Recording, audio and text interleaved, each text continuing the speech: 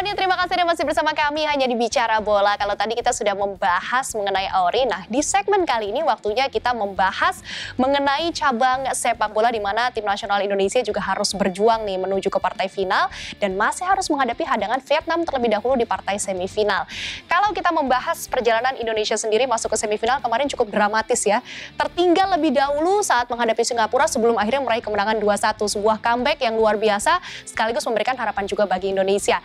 Namun Bung Anggun, kalau kita harus membahas sedikit mengenai strategi yang diterapkan Alfred Riedel di laga kontra Singapura. Apakah strategi yang sama juga bisa membawa kemenangan kalau menghadapi Vietnam dengan pola permainan yang tentunya juga sangatlah berbeda?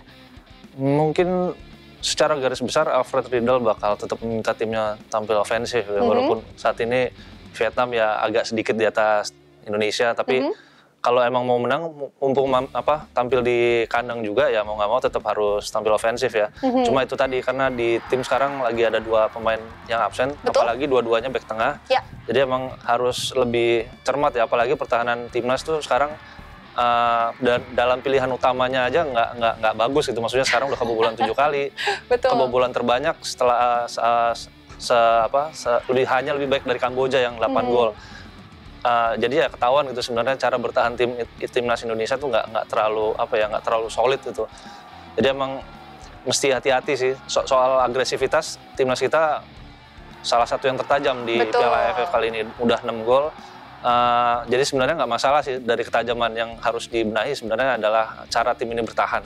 Ternyata sejak di awal tampilnya timnas Indonesia di AFF 2016 masih ada satu hal yang mungkin bisa dikatakan perbaikannya sedikit demi sedikit ya, namun belum terlalu terlihat signifikan, yaitu dari bagian atau sektor pertahanan mereka. Kalau Bung Manto sendiri melihat perjalanan Indonesia sampai akhirnya mereka kini menapaki partai semifinal dan akan menghadapi Vietnam, seperti apa Bung?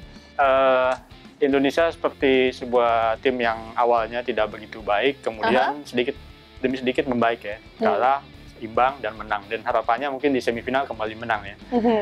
Cuma itu tadi memang sudah ditegaskan Anggun bahwa pertahanan Indonesia menjadi salah satu yang tidak terbaik di AFF ini, jadi memang mesti dibenahi. Saya pikir memang tim pelatih sudah menyiapkan pengganti Yanto Basna dan Fahrudin. Kalau saya sih melihat kemungkinan yang akan dipasang itu Gunawan dengan Manhati Rastusen. Memang menarik kalau kita membahas bagaimana ada 2 pemain dari tim nasional Indonesia yang sayang sekali tidak bisa bermain karena akumulasi kartu seperti yang dikatakan Bung Manto tadi ya. Namun tentunya salah satu pemain yang juga tengah mendapat sorotan adalah Stefano Lillipali, dan Anda bisa temukan wawancara singkatnya di Tabloid Bola hari ini. Nah, ini Anda bisa lihat juga gambarnya di belakang kami.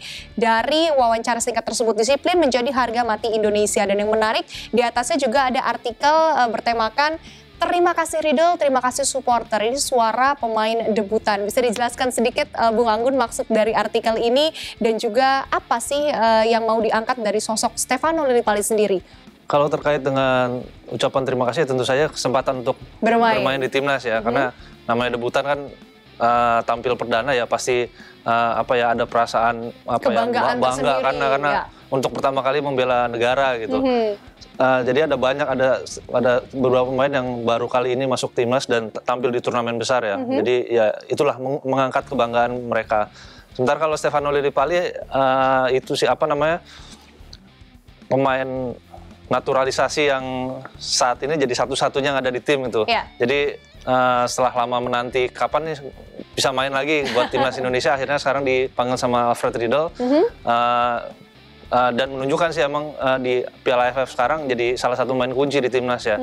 Kalau ngomongin taktik, di perannya selama ini jadi kayak duet dengan Evan Dimas, tapi khusus di pertandingan Singapura jadi punya izin untuk lebih ofensif ya. Jadi di belakang Bayu Pradana sama Evan Dimas jadi kayak semacam bentengnya kalau si Lillipali lagi ofensif. Jadi pembagian tugasnya emang seperti itu jadinya. Jadi Lillipali yang lebih ofensif sih. Baik, nah kalau kita bicara karakter permainan dari Stefano Lillipali sendiri, Bung Manto, sejauh ini kalau kita melihat secara keseluruhan diselaraskan dengan para pemain dari timnas Indonesia lainnya, bagaimana Anda melihat kontribusi yang sudah ia berikan?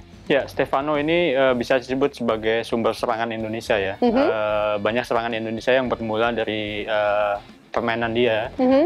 Dia banyak menjemput bola, kemudian juga banyak mengumpan ke depan, ke Boas, kemudian ke Andik di kanan, dan ke kiri ke Rizky Pora. Jadi memang yang mesti menjadi perhatian tim pelatih Indonesia juga mungkin Vietnam sudah mengantisipasi kekuatan Indonesia ada di Vano, dan ya Indonesia mesti siap jika memang Vano dijaga pemain Vietnam, mesti ada skenario lain di permainan Indonesia untuk membuat permainan Indonesia tetap hidup.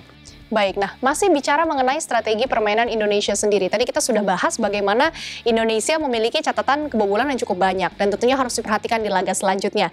Masuk ke partai semifinal dan menghadapi lawan seperti Vietnam yang kalau kita bicara secara teknis mungkin di atas kertas masih lebih dijagokan dibandingkan Indonesia. Haruskah Indonesia justru bermain defensif dengan mempertahankan pertahanan mereka atau justru bermain terbuka dan lebih berani dengan menyerang duluan sejak menit awal, Bung Manto? Ya, sebelum semifinal ini kita pernah bertemu di Sleman ya. Waktu itu memang di awal pertandingan kita kemasukan 2 gol karena memang kita bermain seperti main gugup ya. Saya pikir di semifinal ini sejak menit pertama mesti langsung menekan Vietnam supaya tidak membuat Vietnam bisa mengembangkan permainannya ya. Jadi memang ketika pertandingan dimulai, ya tujuannya cuma satu sih, serang aja gitu. Jadi harus lebih nothing tulus mungkin ya untuk para pemain dari timnas Indonesia. Bung Kakon sendiri mungkin ada yang mau ditambahkan mengenai bagaimana strategi yang baiknya nanti diterapkan oleh Riedel saat menghadapi tim Vietnam? Mungkin seperti kayak waktu lawan Singapura ya, jadi ada 2 gelandang bertahan yang tugasnya melapisi para bek tengah ya. Kebetulan bek tengahnya juga lagi bukan pilihan utama yang main, jadi Bayu Pradana sama Evan Dimas bakal harus lebih disiplin menyaring serangan dari Vietnam dari tengah ya. Jadi sektor ofensif masih ada di Lili Pali ya. Jadi dia kayak kemarin gol di lawan Singapura yang tiba-tiba nongol depan gawang, ya diharapkannya bisa seperti itu sih. Lili Pali juga kan punya penempatan posisi yang bagus lah. Jadi kadang-kadang bisa nongol yang sampai nggak kekawal sama pertahanan lawan. Harus ada serangan-serangan kejutan ya yang berani dilakukan oleh Indonesia dalam laga kontra Vietnam nanti. Menarik untuk melihat seperti apa kiprah tim nasional kita, tim Garuda, mengingat ini sudah partai semifinal dan tinggal selangkah lagi untuk bisa tampil kembali di final AFF 2016. Nah, selanjutnya kami masih memiliki banyak informasi menarik dari dunia olahraga yang tentunya akan kami bahas dengan Anda, Bola Mania. Namun kami harus jeda sejenak. Pastikan Anda jangan kemana-mana dan tetap bersama kami.